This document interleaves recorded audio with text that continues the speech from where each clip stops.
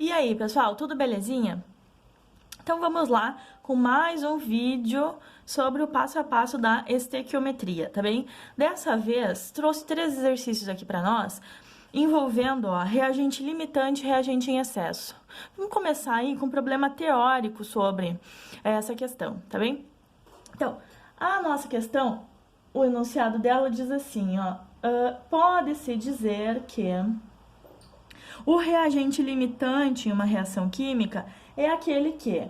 Então, nós temos aí alternativas, sendo que a primeira delas é aquele que está em falta. Ok, faz sentido.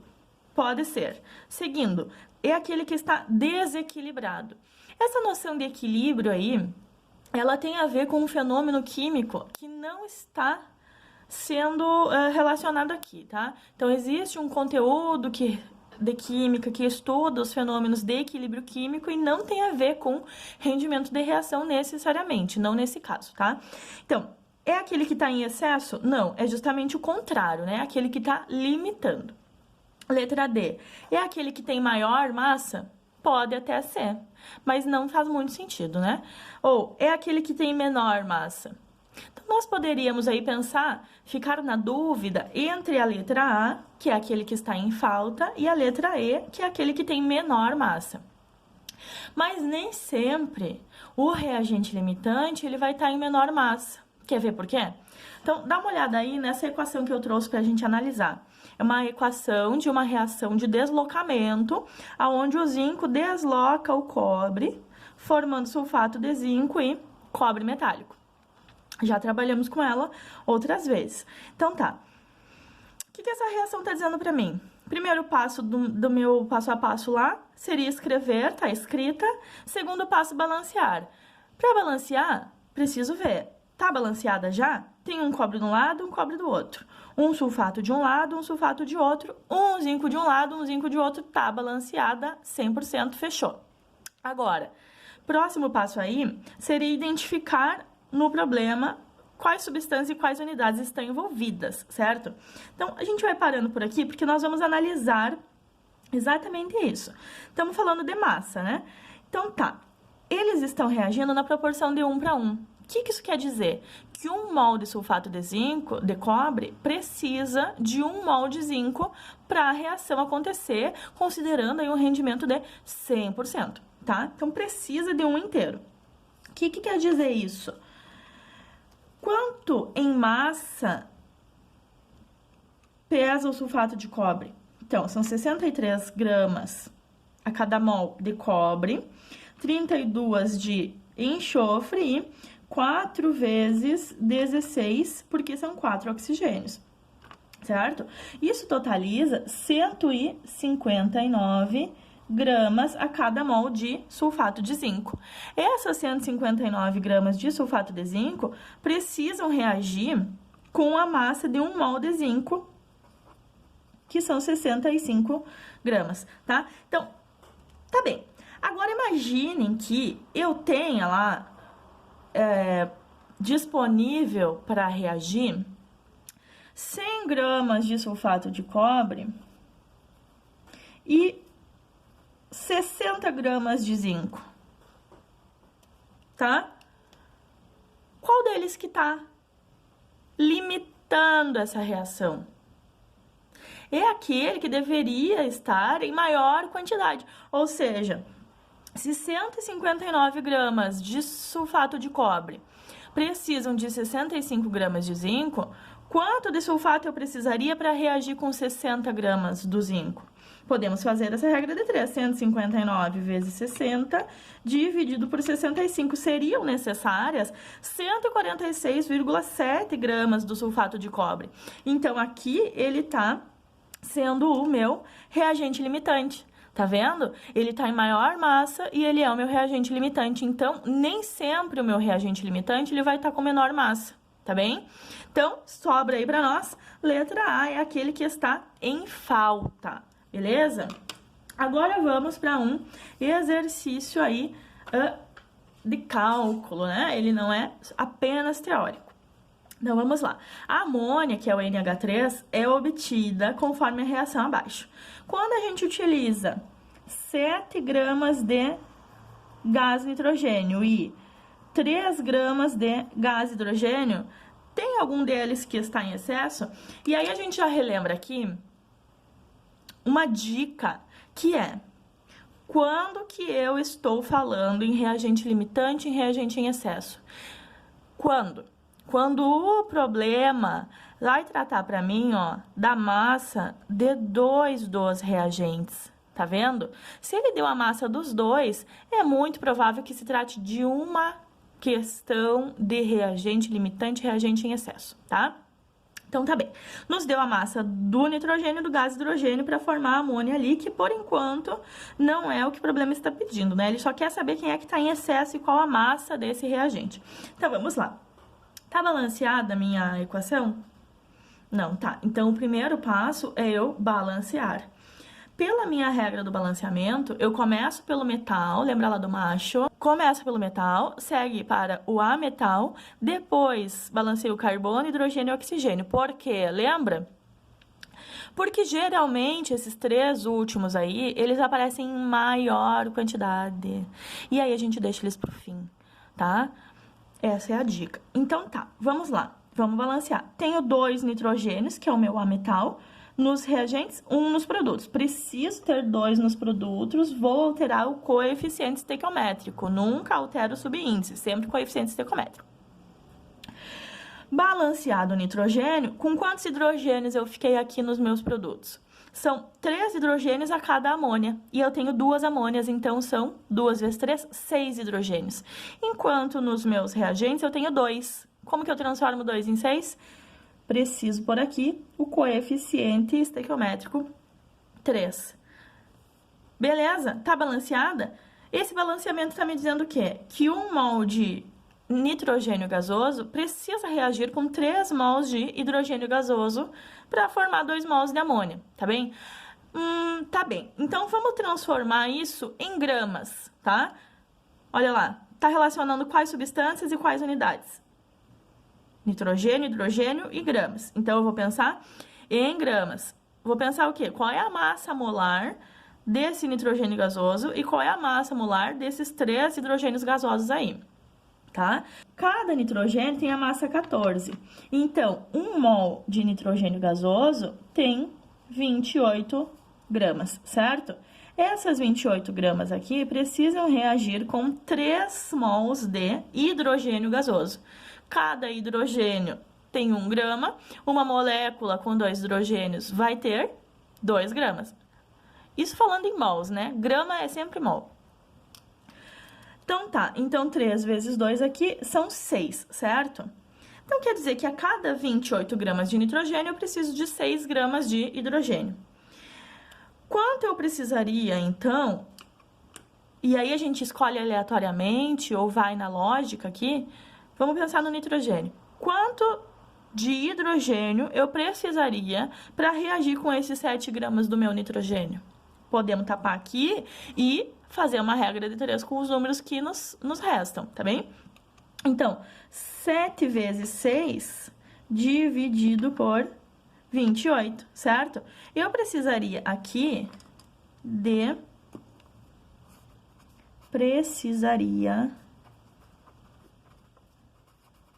de 1,5 gramas do gás hidrogênio, certo? Então, quem que está limitando? Aquele que está em falta. Quer dizer, com 3 gramas de hidrogênio, eu poderia reagir até 14 gramas de nitrogênio, entende? Então, quem que está em falta é o nitrogênio. Então, a gente vai dizer que o nitrogênio, com essa quantia de 7 gramas, é o nosso reagente limitante, certo? Quem que está em excesso? O hidrogênio. Qual a massa de hidrogênio em excesso? Precisava de 1,5 gramas, certo? E ele me deu 3 gramas. Quanto que está sobrando? Quanto que sobra? Quanto que está em excesso? 1,5 gramas, que é o quê? 3 gramas que eu tinha, menos 1,5 que eu precisava para reagir, tá bem? Então, tá bem. Vamos para mais um exercício aí? E aí a gente fecha esse tira dúvidas, essas dicas aqui de estequiometria com reagentes limitantes ou em excesso, tá bem? Vamos lá. Ao misturarmos 1 kg de CS2 líquido e 2 kg de Cl2 gasoso, qual que é a massa de CCl4 líquido que eu vou formar? E qual que é a massa do reagente em excesso? Então, eu tenho duas perguntas aqui.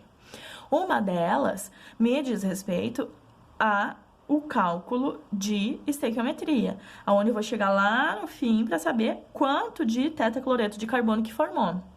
A outra pergunta é qual a massa do reagente em excesso.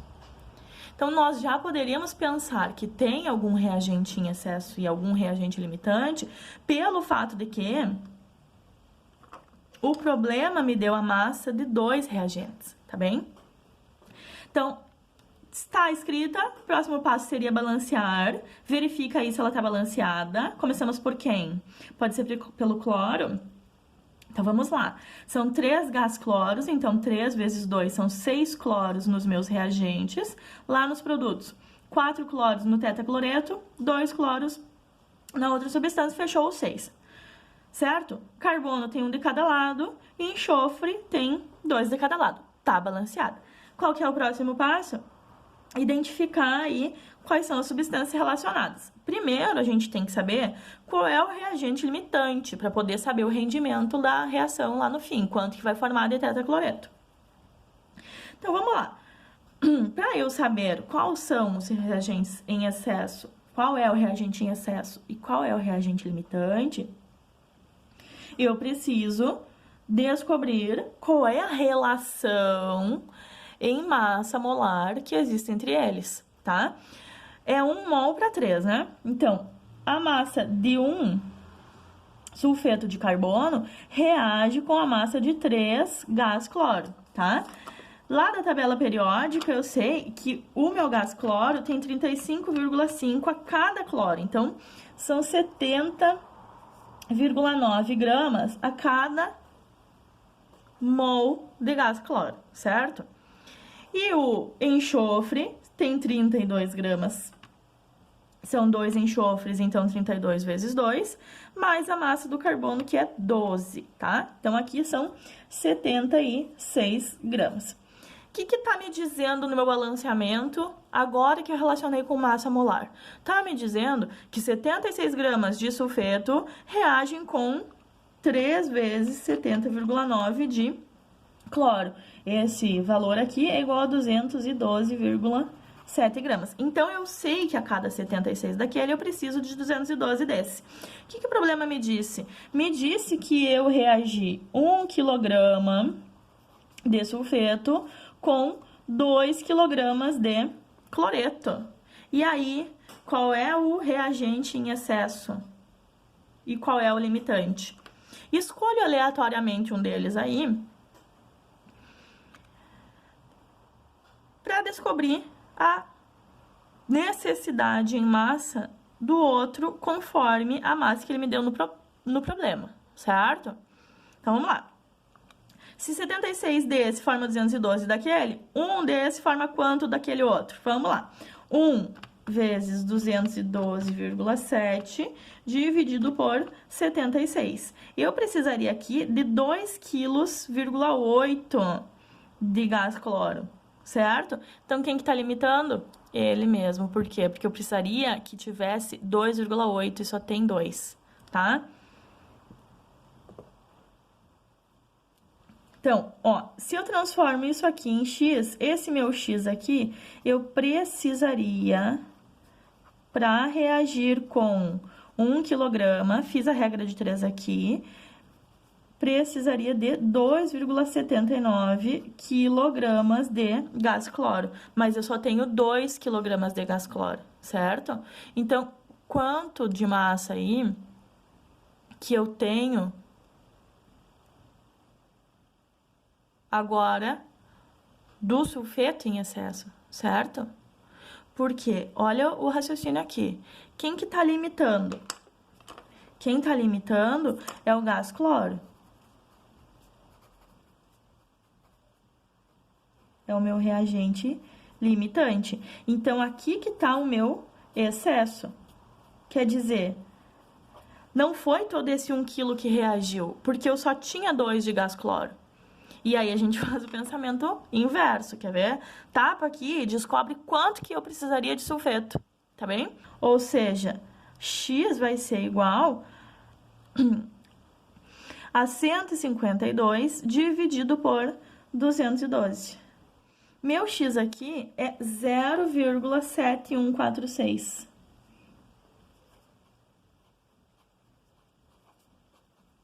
Essa é a massa em quilogramas de sulfeto de carbono que podem reagir com 2 quilos de cloro, certo?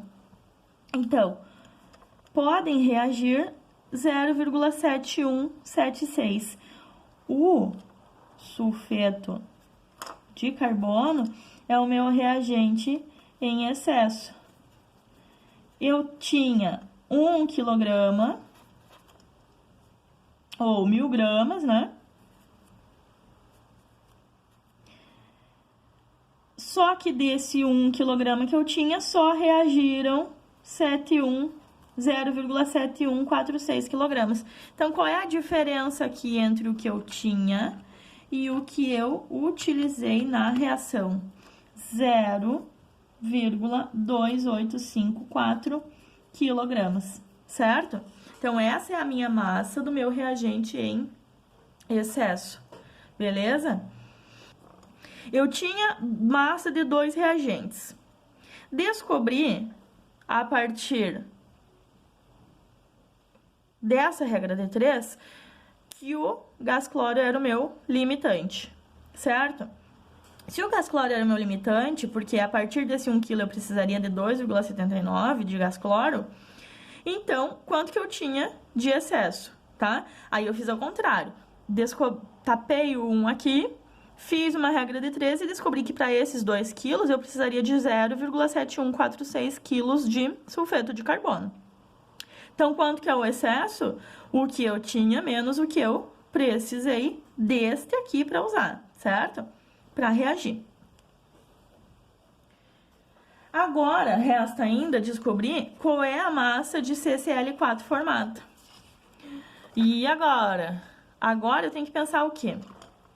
Estamos relacionando quem?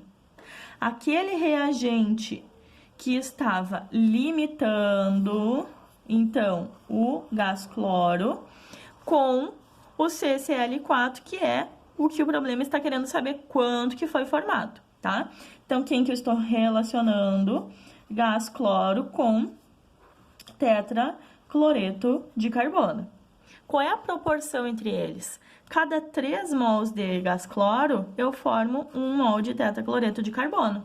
Qual é a massa de 3 gás cloros? 212,7 gramas. 3 gás cloros. Daqui, ó, tá? Isso vai formar qual massa de tetracloreto?